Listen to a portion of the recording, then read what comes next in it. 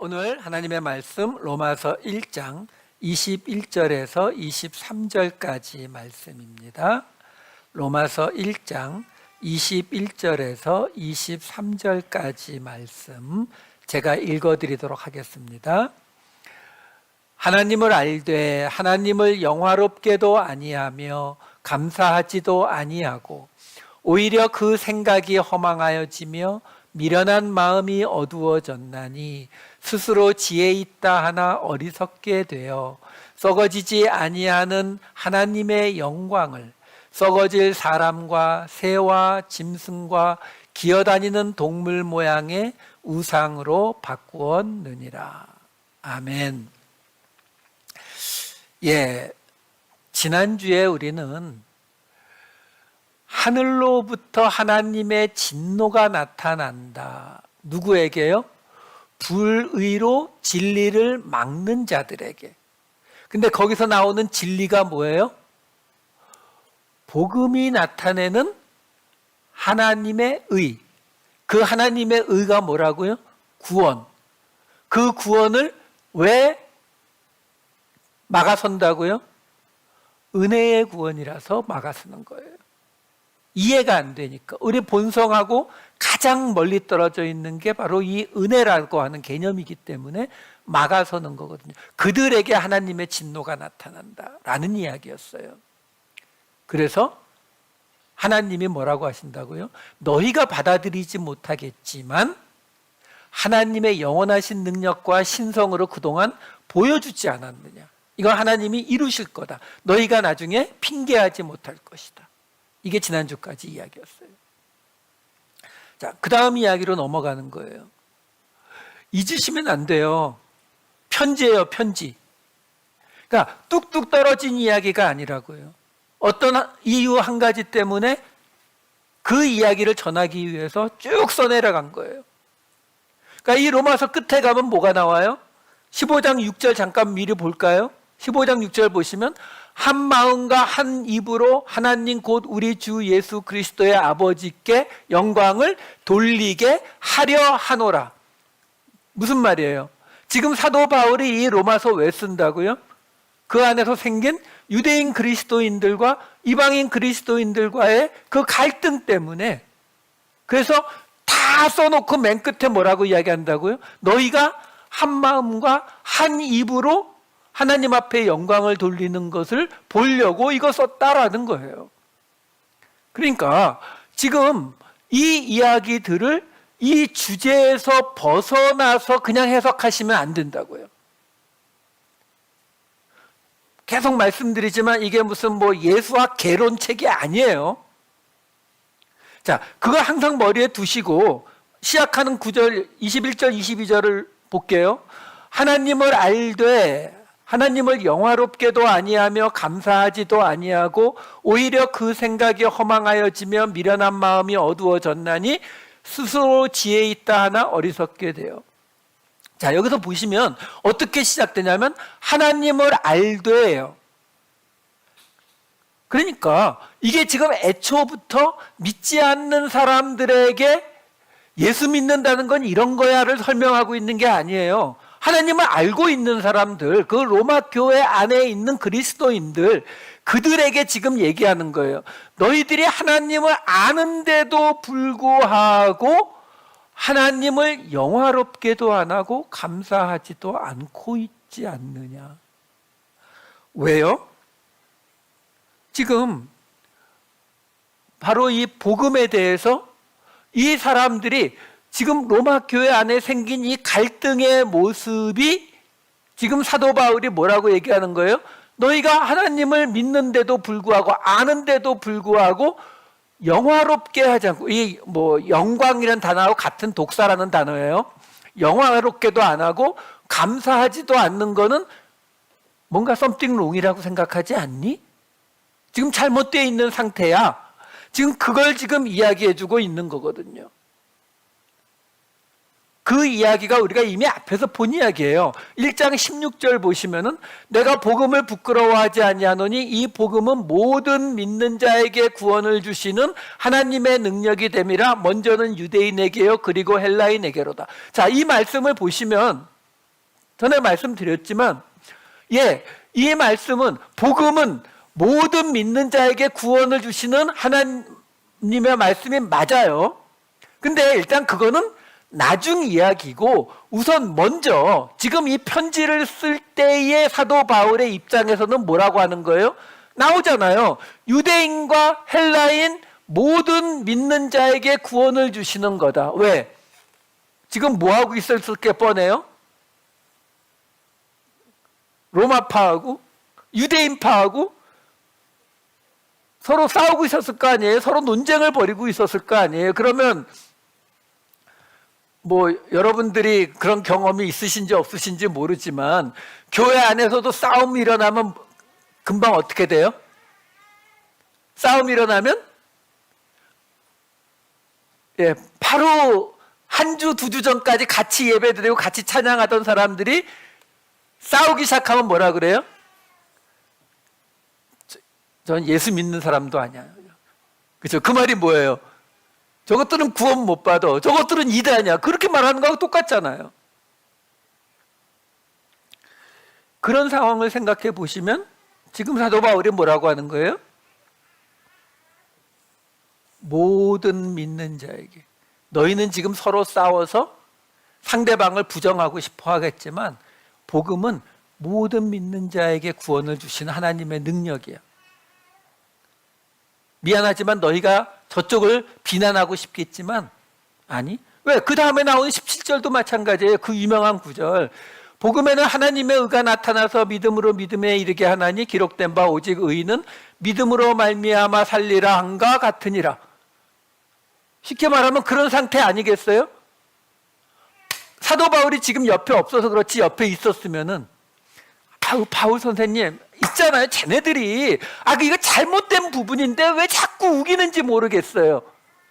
지금 서로 그러고 있을 거 아니에요. 그러면 그 입장에서 이 17절 말씀을 보면은 사도 바울이 뭐라고 하는 거예요? 지금 내가 들어보니까 너희가 주장하는 이 부분은 교리에 맞고 이 부분은 맞지 않고 이걸 이렇게 말 안 하잖아요. 그냥 딱 뭐라고 해요? 내가 잘못을 했든 안 했든 믿음으로 믿음에 이르게 돼서 믿음으로만 사는 거야. 아니 바울 선생님 저거는 지금 좀 잘못된 부분 아니에요? So what? 아무 상관없어. 왜? 오직 의인은 잘된 교리를 믿고 있느냐 잘못된 교리를 따르고 있느냐 이 차이가 아니라 믿음으로만 사는 거거든. 지금 그렇게 지금 설명을 하고 있는 거예요. 자, 그래서 이 이야기가 하나님을 알되라고 지금 시작이 되고 있는 거예요. 하나님을 알고 있는 이 로마 교회 사람들에게 지금 그 설명을 하고 있는 건데, 자, 아까 보았던 21, 22절 잠깐만 다시 한 번만 좀 보여주세요. 지금 하나님을 아는 너희가 하나님을 영화롭게도 안 하고 감사하지도 않는다. 자, 여기서 영화롭다. 이게 지금 우리식으로 번역하면은 같은 단어이기 때문에 하나님께 영광을 돌린다는 말하고 똑같은 단어예요. 독사. 자, 그러면 이 영광을 돌린다. 우리 맨날 어디서 쓴다고요? 우리 아들이 하버드에 합격했어요. 하나님께 영광을 돌려요. 그렇죠? 비즈니스가 안 좋았는데 기도하면서 하나님께서 도와주셨어요. 하나님께 영광을 돌려요. 우리 이런 데 사용하잖아요. 그게 틀린 건 아니에요. 잘못됐다는 건 아니에요. 그렇게도 써요. 왜? 실제로 신약 성경에 보면은 예수님께서 병을 고쳐주시니까 사람들이 하나님께 영광을 돌렸다. 이런 대목들이 나와요. 단지 사도 바울은 이 단어를 조금 다르게 사용합니다.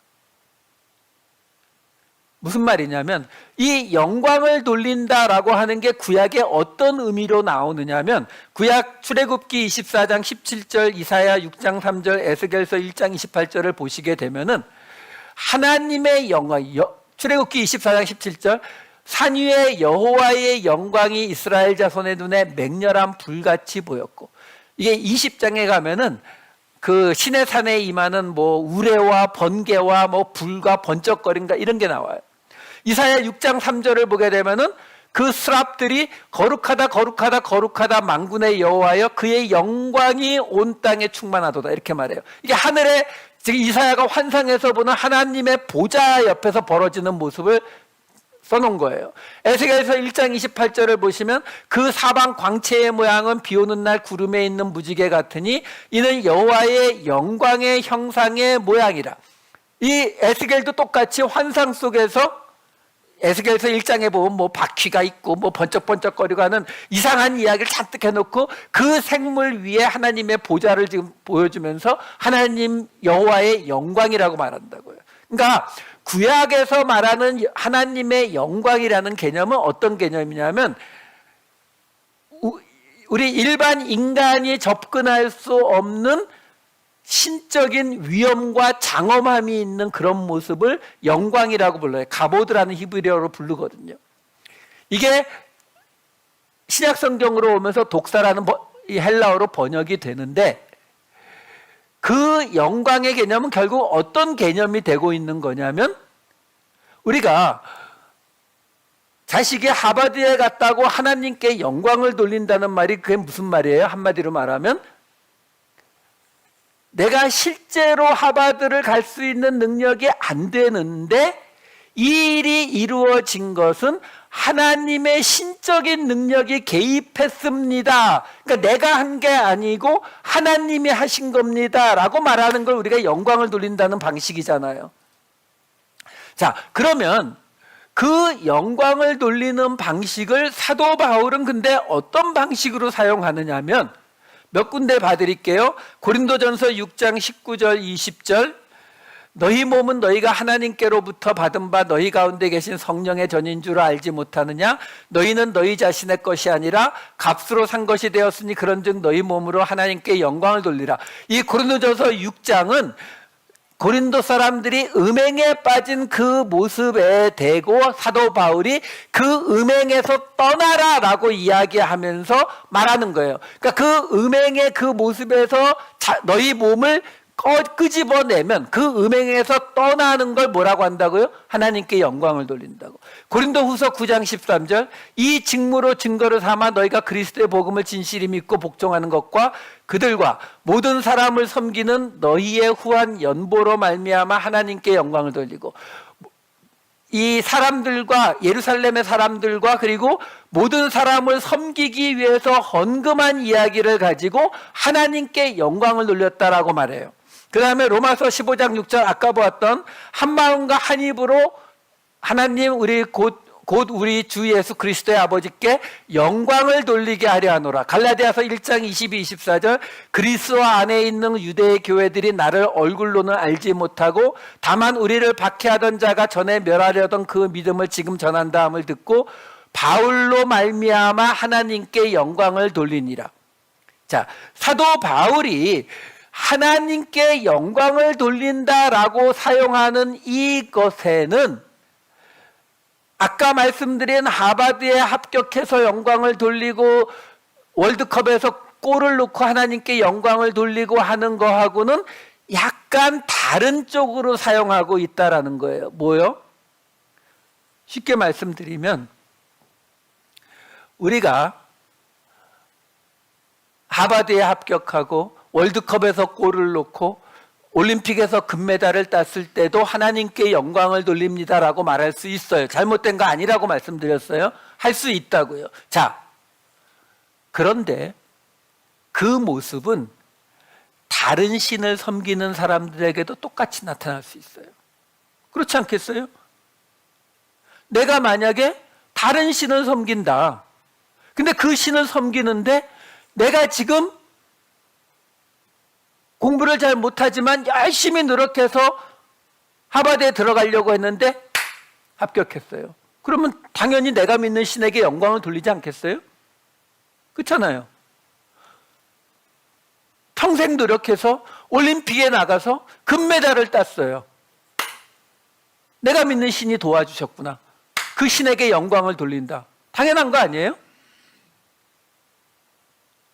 근데 지금 사도 바울은 어떤 경우에 하나님께 영광을 돌린다라고 이야기하고 있어요? 음행을 즐기고 있던 그 자리에서 빠져나오는 거. 내 돈을 들여서 다른 사람을 섬기는 거. 갈등이 있었는데 그 갈등을 없애고 하나가 되는 거. 마지막에는 사도 바울이 누구예요? 예수 믿는 사람을 핍박하던 사람이 그 핍박의 자리를 떠나서 그 믿음을 전하는 것을 보고 하나님께 영광을 돌리더라. 그러니까 사도 바울이 어떤 사람이에요? 바로 그 은혜의 복음을 전하려고 시작부터 끝까지 노력했던 사람 아니에요? 그러니까 사도 바울은 이 하나님께 영광을 돌린다라는 개념을 어디에 사용한다고요? 내가 원하는 게 이루어진 케이스로 하나님께 영광을 돌리는 거 말고 도리어 내가 손해보는 자리, 내가 변화되는 자리, 그런 일이 벌어질 때에 사도 바울은 그것을 하나님께 영광을 돌린다라고 표현을 하더라는 거예요. 왜? 이 케이스는 다른 신을 믿는 곳에서는 안 나타나니까요. 내가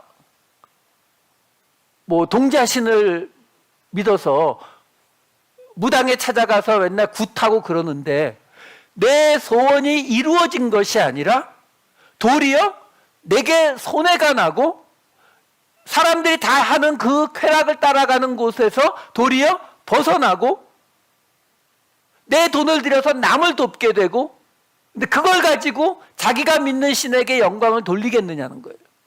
아니거든요. 그러니까 다시 1장 21, 22절로 가봅시다. 거기 보시면은 지금 이 로마 교회 교인들에게 말하는 거예요. 그 갈등이 있어서 서로를 비난하고 있는 그 로마 교회 교인들에게 너희가 하나님을 아는데 하나님께 영광을 돌리지 못하고 있지 않느냐. 왜요? 싸우고 있으니까. 싸우고 있다는 게 뭐예요? 나는 옳고 너는 틀렸다. 이것 때문에 싸우는 거잖아요. 그렇죠? 근데 사도 바울은 하나님께 영광을 돌리는 것은 어떤 거라고요? 내가 내려가는 것, 내가 손해보는 것이라고 말을 하고 있잖아요. 은혜의 복음이라고 계속 이야기하고 있는 거잖아요. 복음에 나타난 하나님의 은혜의 구원, 그 은혜의 구원을 너희가 하나님을 안다면 하나님께 영광을 돌려야 되는데 안 돌리잖아. 이렇게 해석할 수 있는 근거가 뭐냐면 그 뒤에 따라오는 감사하지도 아니하고가 따라 붙어 있는 거예요. 왜? 아니, 뭘 감사하라고 갑자기 뜬금없이 웬 감사가 튀어나와요? 하나님을 아는데 지금 그들이 감사를 하고 안 하고가 아무리 그 상황을 집어넣어도 이 유대인 그룹과 이방인 그룹이 싸우고 있다는 상황을 집어넣어도 그들이 감사를 안 한다는 근거가 없잖아요. 여기에 감사하지 않는다라는 말을 해석할 수 있는 유일한 방법이 뭐예요? 그들에게 말하는 하나님을 알되가 뭐라고요? 은혜의 구원을 알되예요. 하나님이 지금 우리가 이미 앞에서 보았다시피 이게 지금 하나님이 이스라엘 백성들을 율법을 통해서 끌어오시다가 그게 끝나고 나라가 망하고서도 지금 500년이 넘게 지났다고요. 그럼에도 불구하고 하나님이 포기하지 않으시고 새로운 구원의 길을 열어주신 게 예수 그리스도를 통한 구원이잖아요. 그게 은혜의 구원이잖아요. 그러니까 말하는 거죠. 너희가 하나님을 알되, 그게 뭐예요? 하나님의 의를 알되, 하나님의 은혜의 구원의 방식을 아는데 왜 너희들이 그 은혜를 안다면 낮은 자리로 내려가서 하나님께 영광을 돌리지도 않고 그리고 감사하지를 않느냐. 여러분, 감사는요, 은혜를 알지 못하면 감사가 나오지 않아요. 왜요? 뭐 이런 거죠. 처음 미국에 왔을 때 샌드위치 가게에서 일했었는데 그때 그 풀로 일하니까 한 달에 700불 주더라고요. 근데 그때 주변에 그 만난 사람 중에 한 달에 2,000불을 버는 사람들이 있었는데, 그땐 진짜 저 정도만 벌면은 미국 생활 할 만하겠다 싶더라고요. 나중에 시간이 지나서 그 정도를 벌게 되니까 아니던데요. 그때는 또 한 4,000불. 무슨 말이냐면, 우리가 원하는 것이 생겼을 때에도 감사할 수 있는데 그 감사는 결코 오래가지 못해요. 근데 여기서 지금 사도 바울이 왜 감사하지도 않는다는 말을 하는 거예요? 은혜가 깨달아지면 우리에게는 영원한 감사가 나오게 되어 있거든요. 우리가 정말로 자격 없는 죄인이라는 게 깨달아지면 우리에게 감사가 나와요. 이건 변할 수가 없어요. 그러니까 사도 바울이 이야기하는 거예요. 지금 너희들이 하나님을 안다고 이야기하지만, 이 예수 그리스도를 믿는다고 이야기하지만, 너희들의 지금 모습은 하나님께 영광을, 낮은 자리로 내려가서 그 은혜의 구원을 깨달은 모습으로 하나님께 영광을 돌리지도 않고, 당연히 너희들에게서 그 은혜의 구원에 대한 감사도 나타나지 않는구나. 그러면서 뭐라고 나와요? 오히려 그 생각이 허망하여지며 미련한 마음이 어두워졌나니 스스로 지혜 있다 하나 어리석게 돼요. 여기에 지금 허망하여지며 어두워졌나니 어리석게 되어 요 세 단어가 과거 수동태 직설법 3인칭 복수 똑같아요. 무슨 말이냐면 지금 사도 바울이 이야기하는 거예요. 너희가 지금 이게 지금 밑바닥을 이야기하는 거예요. 지금 그들이 뭔가 이유가 있어서 둘이 지금 싸우고 있는데 사도 바울은 그 이야기를 전혀 꺼내지 않아요. 그러면서 뭐라고 이야기하냐면 너희가 지금 이렇게 벌어지는 이 모든 것들은 이 밑바닥이 지금 뭔가 문제가 있는 거예요. 뭐가? 은혜의 구원이라고 하는 이 기초가 흔들리고 있는 거예요. 그 기초가 흔들리니까 그들이 하나님께 영광을 돌리는 모습도 하나님께 감사하는 모습도 안 나타나는데 그걸로 끝나는 것이 아니라 은혜의 구원을 이해하지 못하니까 그들이 수동태예요. 셋 다. 생각이 허망해지고 마음이 어두워지고 지혜가 어리석어지더라라는 거예요. 여러분, 아무리 똑똑한 사람이라 하더라도 잘못된 것을 변호하려고 나서게 되면 말이 꼬이게 되어 있어요.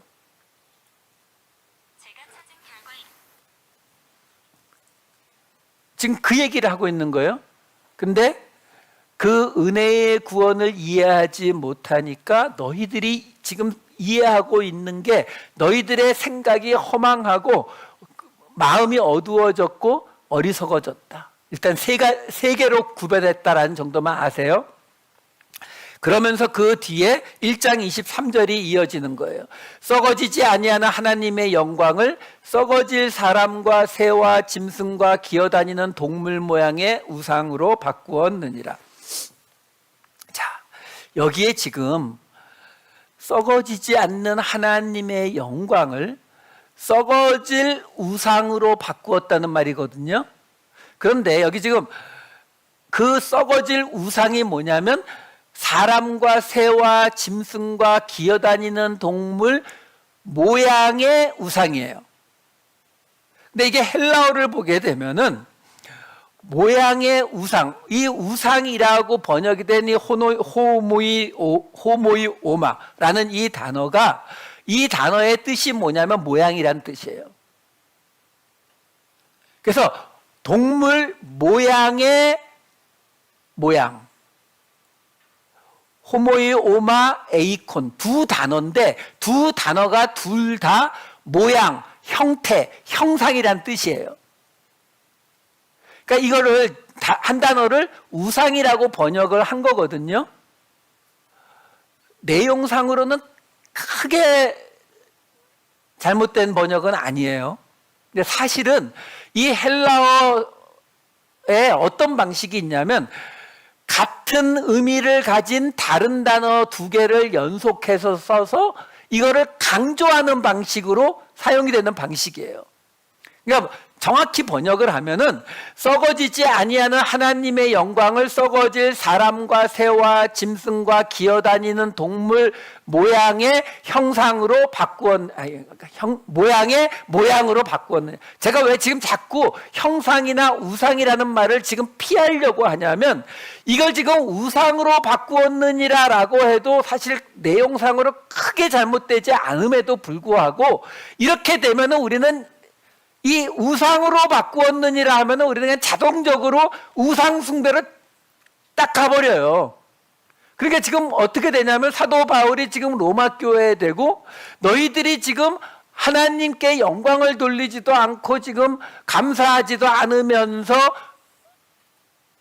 너희의 마음도 어두워지고 뭐 생각도 허망해지고 이렇게 돼가지고 결국 우상 숭배의 자리로 갔다 라고 이야기하고 있는 게 돼버리거든요. 아니요, 그것보다는 크게 보면은 우상숭배에 들어가지만 그것보다는 조금 더 넓게 보셔야 된다고요.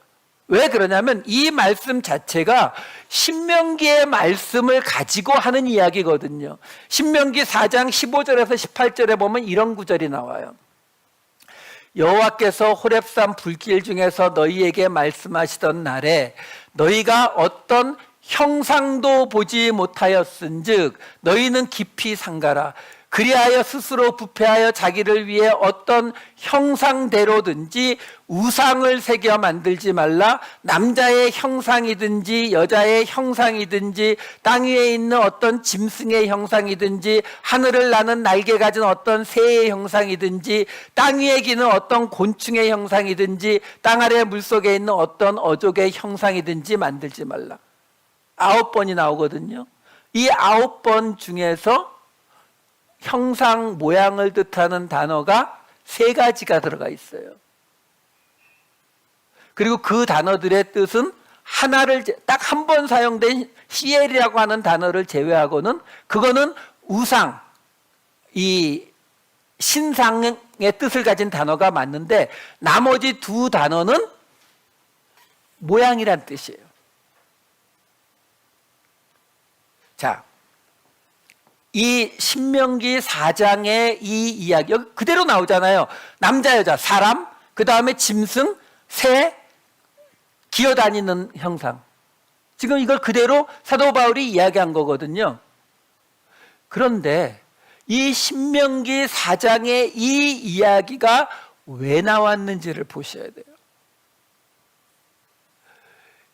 신명기를 보시면 신명기 처음 시작해서 3장까지는 출애굽을 하고 난 이후에 광야 40년 동안 지냈던 이야기를 3장에 짧게 요약이 들어가 있어요.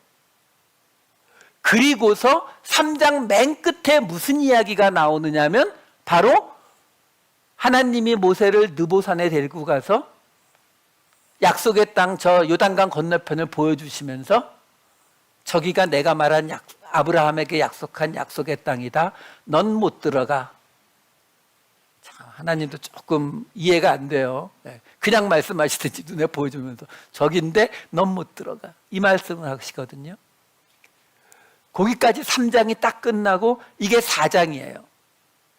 4장 맨 처음에 이렇게 시작돼요. 신명기 4장 1절 2절 보시면 이스라엘아 이제 내가 너희에게 가르치는 규례와 법도를 듣고 준행하라. 그리하면 너희가 살 것이요 너희 조상의 하나님 여호와께서 너희에게 주시는 땅에 들어가서 그것을 얻게 되리라. 내가 너희에게 명령하는 말을 너희는 가감하지 말고 내가 너희에게 내리는 너희 하나님 여호와의 명령을 지키라.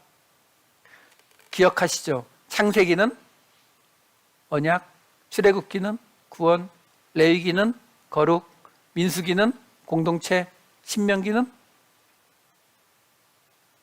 말씀.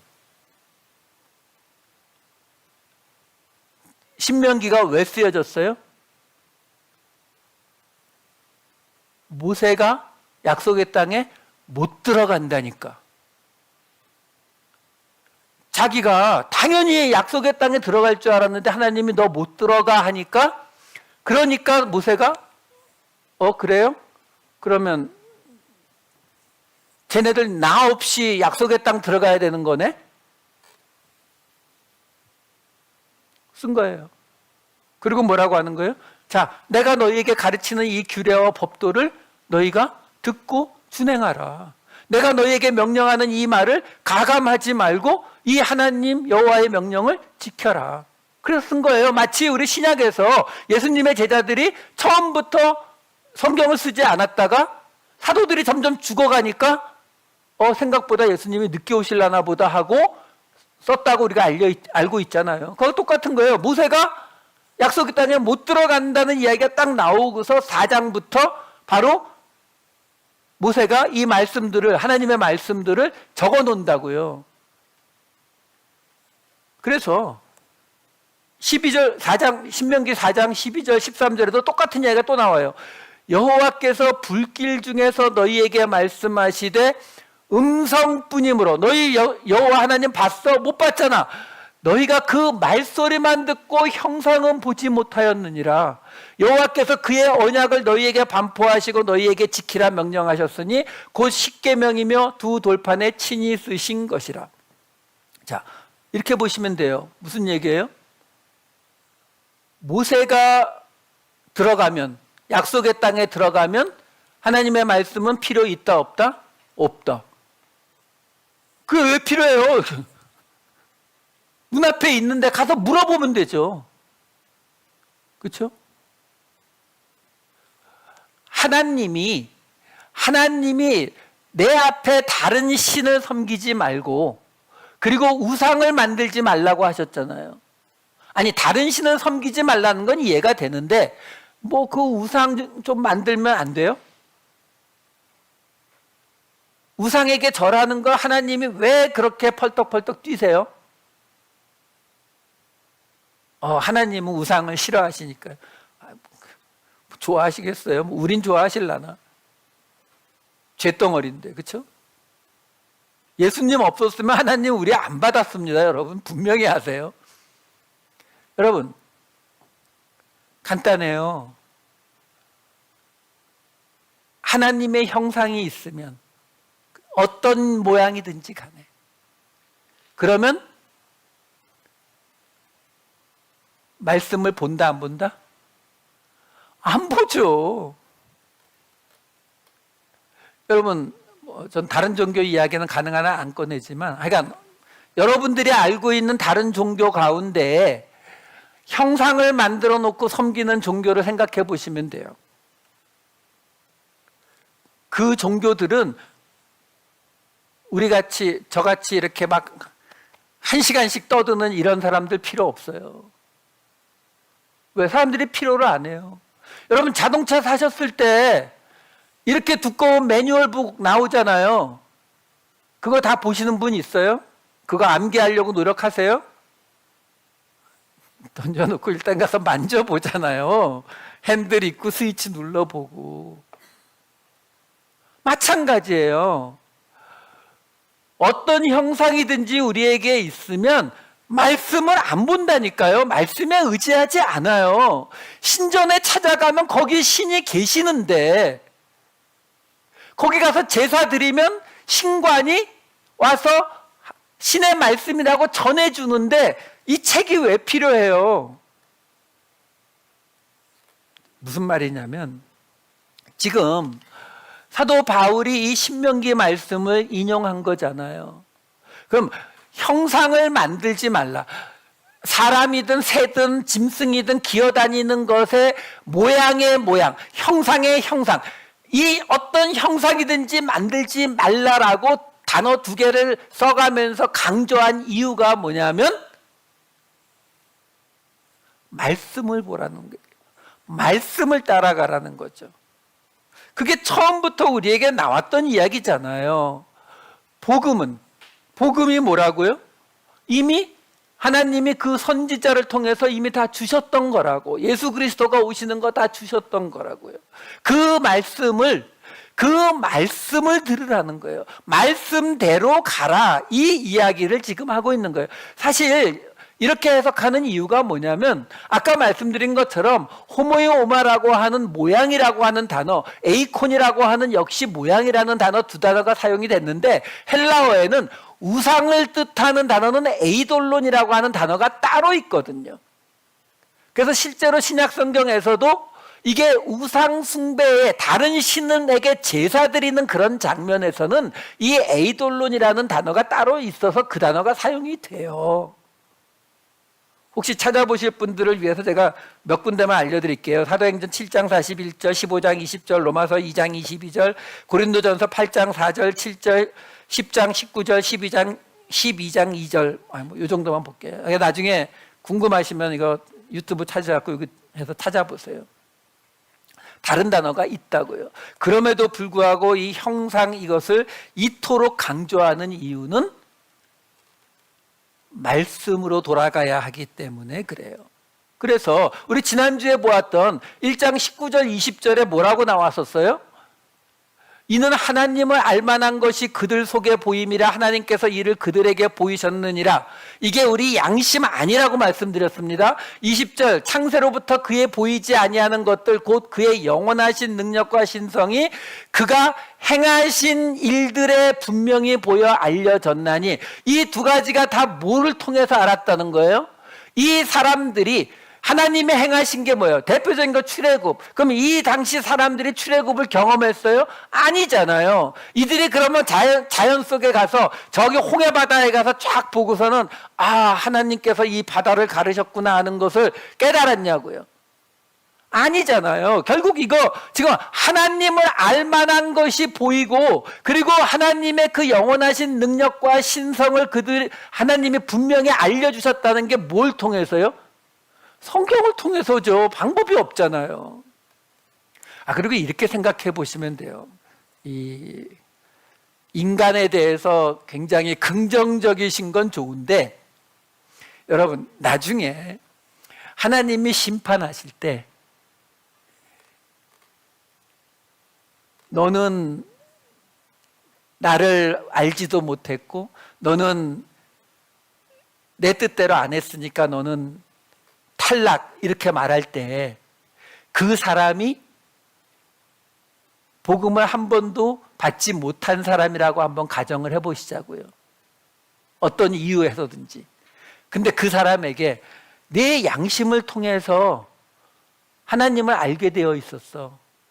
내가 자연 만물을 통해서 하나님을 알게 되어 있었는데 내가 그렇지 못했기 때문에 너는 심판받아. 이거를 사람들이 동의할 거라고 생각하세요? 저라도 그거 동의 안 해요. 지금 마지막 심판 자리에서 다른 것도 아니고 내 양심 또는 뭐 자연의 만물 속에서 네가 깨달았어야 된다? 말도 안 되죠. 그래서 성경이 뭐라고요? 약속이요. 약속. 구약, 신약. 약속이란 말이 뭐예요? 좀 어려운 말로 하면 언약, 더 어려운 말로 하면 계약이요. 하나님이 우리한테 계약서 작성해서 하나님 밑에 이미 사인 다 해가지고 지장 찍고 우리에게 넘겨주신 거예요. 그러니까 우리는 거기에다가 지장만 찍으면은 계약 성립되는 거거든요. 이런 계약서가 있어야 하나님도 봐, 너 계약했잖아. 근데 안 했네? 이게 가능한 거지. 양심에 맡겨서요? 우리 예레미야서 17장 9절에 나오잖아요. 만물보다 거짓되고 심히 부패한 것은 마음이라. 누가 능히 이를 알리오마는. 이 기준으로 하나님을 안다고요? 아니요. 결코 그럴 수 없어요. 그러니까 결국 무슨 이야기라고요? 아까 보았던 것은 말씀을 통해서 하나님을 알게 되는 거예요. 하나님이 알려주셨다라고 이야기하는 거죠. 처음 시작에 우리 이 로마서 처음 시작에 그렇게 나왔었잖아요. 1장 2절 보시면 뭐라고 나와요? 이 복음은 하나님이 선지자들을 통하여 그의 아들에 관하여 성경에 미리 약속하신 것이라. 이미 약속되어 있는 거라고요. 그래서 이 이야기들이 나오는 거예요. 그러니까 지금 사도 바울이 말하고 있는 거라고요. 자, 다시 돌아가서 그 사람들이 어떻게 됐다고요? 생각이 허망해지고 마음이 어두워지고 지혜가 어리석어졌다고요. 자, 세 가지라고 했잖아요. 그 세 가지 모습이 그 다음에 이렇게 나와요. 1장 24절, 26절, 28절 볼게요. 그러므로 하나님께서 그들을 마음의 정욕대로 더러움에 내버려 두사 그들의 몸을 서로 욕되게 하셨으니 26절 이 때문에 하나님께서 그들을 부끄러운 욕심에 내버려 두셨으니 곧 그들의 여자들도 순리대로 쓸 것을 바꾸어 영리로 쓰며 28절 또한 그들이 마음에 하나님 두기를 싫어하며 하나님께서 그들을 그 상실한 마음대로 내버려 두사 합당하지 못한 일을 하게 하셨으니. 자, 이 세 구절을 보시면 공통적으로 나오는 단어가 하나 있어요. 내버려 두사. 하나님이 더러움에 내버려 두사 부끄러운 욕심에 내버려 두셨으니 그들을 상실한 마음대로 내버려 두사. 무슨 말이냐면 지금 사도 바울이 너희에게 하나님의 진노가 임할 것이다, 나타날 것이다 라고 너희가 핑계하지 못할 것이다 라고 이야기를 했다고요. 그러면서 너희가 하나님의 진노의 대상이 되는 이유가 뭐냐면 너희가 하나님을 아는데도 하나님께 영광도 돌리지 않고 감사하지도 않는데 너희가 그 은혜의 구원을 못 받아들이다 보니까 너희의 생각이 허망해지고 마음이 어두워지고 지혜가 어리석어져서 이런 일들을 행하더라 라고 세 가지가 나오는 거예요. 그 세 가지의 모습이 지금 사도 바울은 뭐라고 설명하냐면 하나님이 너희를 내버려 두셨다라는 거예요. 너희를 그냥 하고 싶은 대로 두었더니 너희에게서 나타나는 모습이 이렇게 세 가지가 나타나더라라는 거예요. 그 첫 번째가 뭐냐면 24절 25절이에요. 그러므로 하나님께서 그들을 마음의 정욕대로 더러움에 내버려 두사 그들의 몸을 서로 욕되게 하셨으니 이는 그들이 하나님의 진리를 거짓 것으로 바꾸어 피조물을 조물주보다 더 경배하고 섬김이라. 주는 곧 영원히 찬송할 이시로다. 아멘. 자, 이 첫 번째 이제 그들이 은혜의 구원을 받아들이질 않아서 그 결과로 그들 안에 갈등이 일어났고 분쟁이 일어났는데 그들의 모습 중에 첫 번째로 나오는 게 뭐냐면 24절 25절이거든요. 근데 여긴 좀 이상한 게 하나 들어가 있어요. 끄트머리에 주는 곧 영원히 찬송할 이시로다라는 구절이 들어가 있는 거예요. 이거는 마치 무슨 이야기가 다 끝난 다음에 나오는 이야기잖아요. 근데 지금 이 이야기가 한창 진행 중이거든요. 근데 이 첫 번째 내버려둔 케이스의 끝이 이렇게 끝나요. 이 주는 곧 영원히 찬송할 이시로다라는 이 말은 아주 전형적인 유대인들의 축복 인사입니다. 무슨 말이냐면 24절 25절은 유대인 그리스도인들에게 해당되는 말을 하고 있는 거예요. 유대인 그리스도인들은 하나님의 진리를, 왜? 이들은 이미 구약을 가지고 있잖아요. 그 하나님의 진리를 거짓 것으로 바꾸었다라고 말하는 거예요. 그 다음에 피조물을 조물주보다 더 경배하고 섬겼다. 유대인들이 피조물을 조물주, 하나님보다 더 경배한다는 게 말이 되나요? 여기에서 이 피조물이라고 이 번역이 된 크티시스라고 하는 이 단어를 사도 바울은 그러니까 모든 피조물을 말하긴 하는데 가끔 사람에게만 해당되는 말로도 사용합니다. 고린도후서 5장 17절하고 골로새서 1장 23절 볼게요. 그런즉 누구든지 그리스도 안에 있으면 새로운 피조물이라. 여기서 말하는 새로운 피조물은 사람을 말하죠. 그렇죠? 골로새서 1장 23절 만일 너희가 믿음에 거하고 터 위에 굳게 서서 너희 들은 바 복음의 소망에서 흔들리지 아니하면 그리하리라. 이 복음은 천하 만민 모든 백성이라고 나오는 거잖아요. 근데 여기가 만민, 모든, 파스, 그 다음에 민에 해당되는 게 크티시스, 피조물이에요. 그러니까 이 복음은 천하 모든 피조물에게 전파된 바요. 이것도 사람을 의미하죠. 그러니까 이 피조물이라고 하는 단어를 사도 바울이 사람을 한계로, 그러니까 한정해서 사용하는 케이스들이 있다라는 걸 보여드린 거예요. 그러니까 이 단어가 사용되지는 않지만 이 모습을 뚜렷하게 보여주는 게 골로새서 1장 16절에 이렇게 나와요. 만물이 그에게서 창조되되 하늘과 땅에서 보이는 것들과 보이지 않는 것들과 혹은 왕권이나 주권들이나 통치자들이나 권세들이나 만물이 다 그로 말미암고 그를 위하여 창조되었고.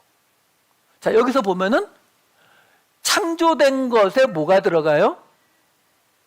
왕권, 주권, 통치자, 권세가 들어가잖아요. 그러니까 지금 우리가 이 유대인 그리스도인들이 피조물을 조물주보다 더 경배하고 섬긴다라는 이 말을 이들이 우상 숭배를 한다는 개념으로 받아들이시면은 이해가 안 된다고요. 이게 유대인들에게 주는 말씀이라는 게 흔들리죠. 그게 아니라 유대인들이 누굴 섬긴다고요? 대표적인 게 누구예요? 모세. 그렇죠? 아니면 제사장, 아니면 성전, 법궤, 그렇잖아요. 그러니까 1장 24절 25절 좀 다시 한 번만 보여주세요. 그 유대인들에게 뭐라고 하는 거냐면 하나님의 진리를 율법을 붙잡고 안 놓고 있으니까 거짓 것으로 바꾸고, 그리고 모세나 또는 아브라함이나 또는 제사장이나 서기관이나 이런 사람들을 더 숭배하고 섬기고 있는 거 아니냐라고 말하는 거예요. 다시 말해서 유대인들의 가장 안 좋은 점에 대해서 말한 거예요. 그게 하나님이 그들을 내버려 두셔서, 마음의 정욕대로 내버려 두셔서 생긴 일이다라는 거죠. 자, 그럼 그 다음에 나오는 26, 27절은 어떻겠어요? 이 때문에 하나님께서 그들을 부끄러운 욕심에 내버려 두셨으니 곧 그들의 여자들도 순리대로 쓸 것을 바꾸어 영리로 쓰며 그와 같이 남자들도 순리대로 여자 쓰기를 버리고 서로 향하여 음욕이 부릴 듯하며 남자가 남자와 더불어 부끄러운 일을 행하여 그들의 그릇됨에 상당한 보응을 그들 자신이 받았느니라. 이거는 동성애 문제예요. 이거 왜 나와요? 헬라 사람들이 동성애가 흔했거든요. 그러니까 사실 바로 전에 보았던 24, 25절 유대인들의 약점에 해당되는 것은 어쩌면 지금 이 갈등을 서로 싸우고 있는 두 그룹에서 헬라 사람들이 유대인들을 공격하는 내용일 수 있어요. 쟤네들 솔직히 복음을 들었다고 하지만 하나님의 진리, 진짜 진리를 깨닫지 못하고 거짓으로 바꾸고 있고, 쟤네들이 지금 제대로 복음을 들은 거 맞아? 쟤네들 아직도 모세를 더 섬기고 있는 것 같은데, 성전, 제사장을 더 섬기고 있는 것 같은데 라고 말하면 유대인 그리스도인들 쪽에서는 헬라인들을 상대로 뭐라고 한다고요? 유대인들의 가장 큰 자신감이 뭐예요? 율법을 지켜왔기 때문에 성적으로 굉장히 보수적이고 건전했다는 거죠. 그들이 헬라인을 손가락질할 수 있는 가장 큰 게 뭐예요? 동성애. 왜? 워낙 흔했거든요. 그 당시에는 그리스 문화는요, 유대인들은 도리어 여자를 바깥에도 못 나가게 했어요. 무슨 일을 못하게 했어요. 그러니까 남편이 죽으면 다른 남자의 둘째, 셋째, 넷째 부인으로 가든 아니면 몸을 팔든 그 두 가지 방법밖에 없어요. 거기에 비해서 우리가 알다시피 자주장사 루디아처럼 이 그리스 문화에서는 여자들이 이혼할 수도 있었고 장사할 수도 있었어요. 여성의 권리는 있었다고요. 더 있었지만 대신 그 당시 수준에서 더 있었던 거지, 여자는 남자하고 같은 수준의 인간으로 취급 안 했습니다. 그래서 이 그리스에서 시작된 게 올림픽이잖아요. 올림픽. 그 올림픽 경기장 같은 데도 여자들은 못 들어갔어요. 왜? 이 건장한 몸을, 이 그리스 사람들은 이 근육이 붙고 이 운동 잘하는 이렇게 건장한 남자를 가장 멋있는 모습으로 본 거거든요. 그래서 여러분들이 유럽에 가서 이 박물관 같은 데 가보면은 거의 모든 뭐 다윗부터 시작해서 거의 모든 이 남자 신상들은 이 건장한 몸을 가진 모습으로 나오는 거예요. 그걸 숭상할 때이기 때문에. 그러니까 그 사람들이 가질 때에 여자는 저 아래에 존재하는 사람과 짐승 사이의 어떤 존재 뭐 이런 수준이었기 때문에 진정한 어떤 그 토론이라든가 진정한 어떤 이런 것들은 남자끼리 가능하지 남자 여자 사이에는 그런 게 안 된다라고 봤다고요. 그래서 나온 게 플라토닉 러브예요.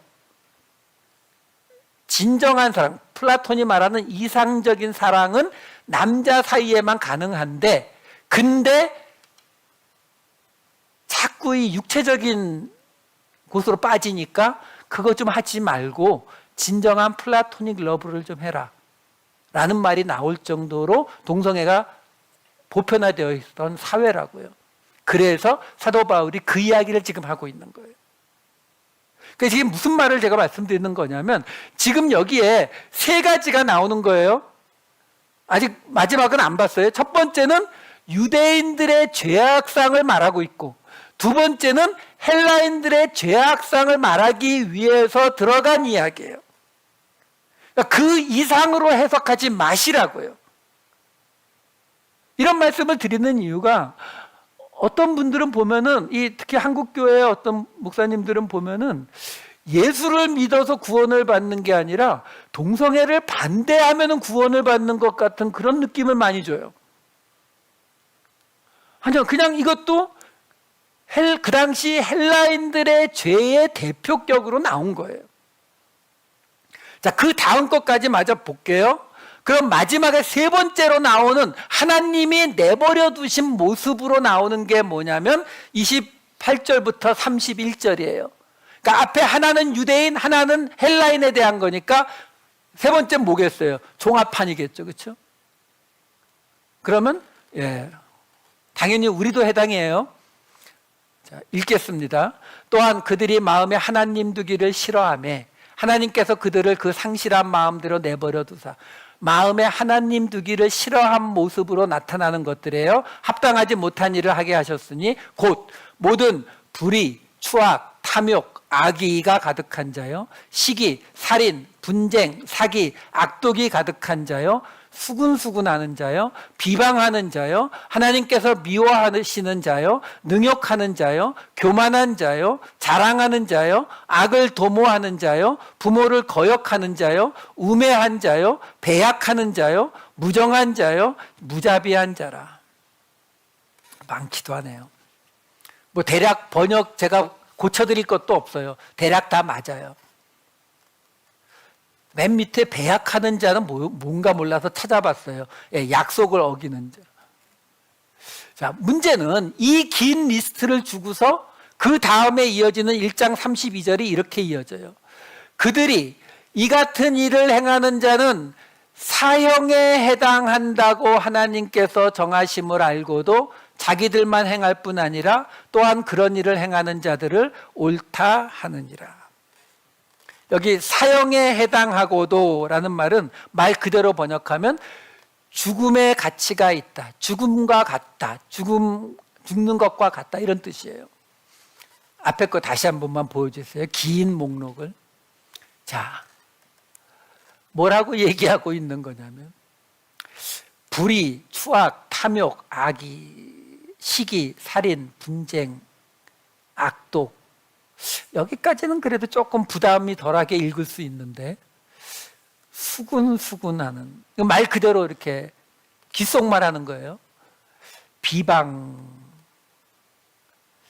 그 다음에 교만, 자랑하는 거, 부모를 거역.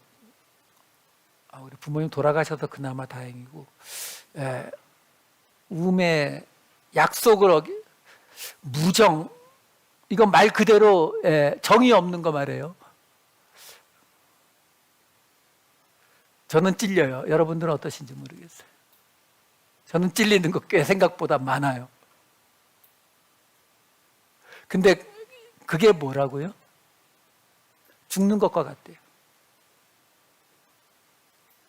그 한마디로 말씀드리면 지금 동성애를 가지고 저거 죄다 아니다라고 지금 말할 수 있는 우리 상황이 아니라고요. 우리 상황이 지금 수근수근하지 않으실 수 있어요? 비방 없이 교만하지도 않고 자랑도 안 하고 약속 커피 약속이라 이거 해당되나? 그러니까 무정하고 무자비하고 이거 다 죽음에 해당된다는 거예요. 지금 사도 바울, 여러분 지금 사실 사도 바울의 이 서신서에는, 유난히 사도 바울의 서신서에는 이렇게 죄의 목록들이 쫙 늘어서는 곳들이 여러 군데 있습니다. 이거 왜 늘어나요? 이거 지키라고요? 못 지켜요. 여러분, 우리는 예수님 믿는데 예수님이 우리에게 하신 말씀 있잖아요. 마태복음 처음부터 읽다 보면 제일 먼저 콱 나오는 거 있잖아요. 뭐요? 원수 사랑하고 오른뺨 맞으면 왼뺨 들이대고 오리 가자면 심리 가지고 겉옷 달라면 속옷 주고 하실 수 있어요? 못하는데도 우리 그냥 뻔뻔스럽게 잘 살아가잖아요. 그렇죠? 무슨 말이에요? 1장 17절 다시 볼게요. 복음에는 하나님의 의가 나타나서 믿음으로 믿음에 이르게 하나니 기록된 바 오직 의인은 믿음으로 말미암아 살리라 함과 같으니라. 이게 뭐라고요? 그것과 관계없이, 그 긴 리스트에 내가 몇 개 해당되든가 관계없이 오직 믿음으로 살 거야. 아까 그 리스트가 뭐라고요? 죽음과 같다고 했잖아요. 다나토스, 죽음과 같다. 근데 여기서 미리 뭐라고 했어요? 아니, 죄를 짓고 안 짓고가 우리를 살리는 게 아니라 은혜의 구원을 받아들이는 믿음이 우리를 살리는 거야. 근데 저 리스트를 지금 왜 주었다고요? 유대인 너희는 지금 이런 거 지금 문제가 있잖아. 헬라인 너희는 지금 이런 거 문제가 있잖아. 통틀어서 지금 이 많은 리스트 지켰어? 그것도 안 지켜. 이거 다 지금 죽음에 해당되는 건데 이것도 다 안 지키면서 지금 쟤네는 뭐가 잘못됐고 쟤네는 뭐가 잘못됐고 쟤네 아직 죄에 머물러 있잖아요. 쟤네 회개를 안 했어요. 이런 말 하고 있으니까 뭐라고 한 거예요?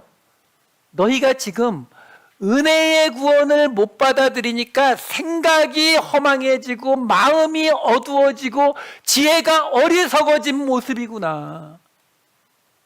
애초부터 얘기하지 않았냐? 우리가 살 길은 믿음으로 사는 거지 그거를 안 지키고 지키고로 우리가 살고 죽는 게 아니다. 이 이야기를 하는 거예요. 이 모든 게 오늘 설교 제목이 은혜가 결핍되면 나타나는 현상이라는 거예요. 어떤 현상이요?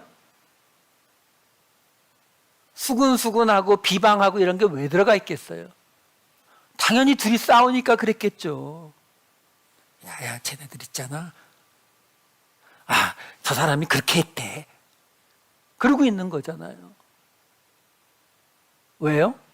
그걸 사도 바울은 가장 밑바닥에서 얘기하는 거예요.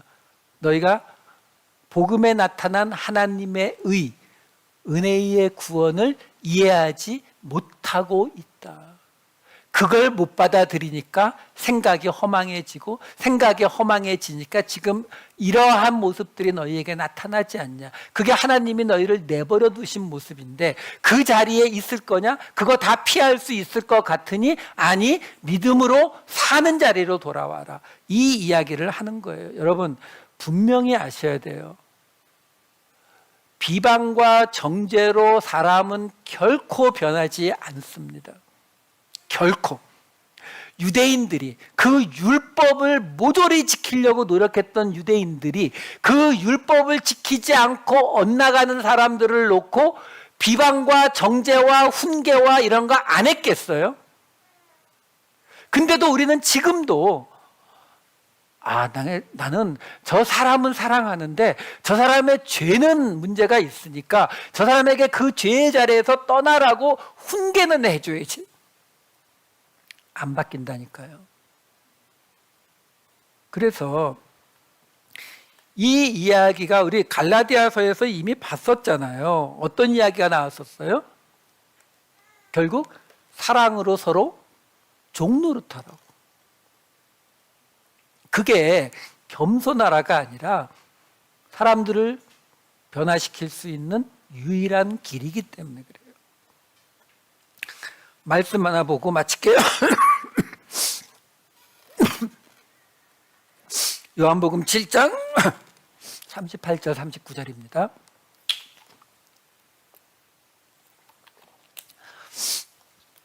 나를 믿는 자는 성경의 이름과 같이 그 배에서 생수의 강이 흘러나오리라 하시니 이는 그를 믿는 자들이 받을 성령을 가리켜 말씀하신 것이라. 여러분, 은혜는요, 은혜의 특징이 뭐냐면 은혜는 흘러가게 되어 있어요. 내가 은혜를 받았다라고 느끼면 말씀 듣고 감동받았다, 동의한다 이 뜻이 아니에요. 내가 은혜로 구원받았다는 것이 느껴지면 내게서 나오는 모습이 있다는 거예요. 어떤 모습이요? 100데나리온 빚진 자를 용서하는 모습이요. 예수님이 지금 이 말씀을 뭐라고 하십니까? 예수님을 믿는 자에게서는요, 생수, 살아있는 물이, 이 생수는 계시록에 보면 어떻게 나와요? 그 생수의 강 옆에서는 모든 것이 회복되는요. 그러니까 우리가 예수를 믿고 우리에게 영원한 생명이 있다고 믿으신다면 그 영원한 생명은 우리에게서 흘러나가게 되어 있어요. 나를 믿는 자는 그의 배에서 생수의 강이 흘러나가게 되어 있다고요. 다시 말해서 예수를 믿고 은혜로 구원받았음이 믿어지면 우리는 가정에, 직장에, 동료에게 우리가 속한 가는 곳 모든 곳에 생명을 나누어 주게 되어 있어요. 사람들을 살리게 되어 있다고요. 정죄를 하고 비난을 하고 그들의 죄를 지적해서 그들을 죽는 자리로 몰아넣는 것이 아니라 그들을 살리는 자리로 끌고 가는 거예요. 이것이 은혜의 구원을 받은 사람의 모습이다라는 것입니다. 은혜의 결핍증에 걸리지 마시고 은혜를, 생명을, 십자가를 나누시는 또 한 주가 되시기를 우리 주님의 이름으로 축원합니다. 기도하시겠습니다. 사랑이 많으신 아버지 하나님, 복음에 나타난 하나님의 의, 은혜의 구원을 온전히 깨닫게 하여 주시옵소서. 그래서 우리가 받은 은혜를 나누어 죽어가는 세상을 살아나게 하는 예수 그리스도의 생명을 나누는 사랑으로 서로 종노릇할 수 있는 우리 모두가 되게 하여 주시옵소서. 감사드리옵고 이 모든 말씀 우리 주 예수 그리스도의 이름으로 기도하옵나이다. 아멘.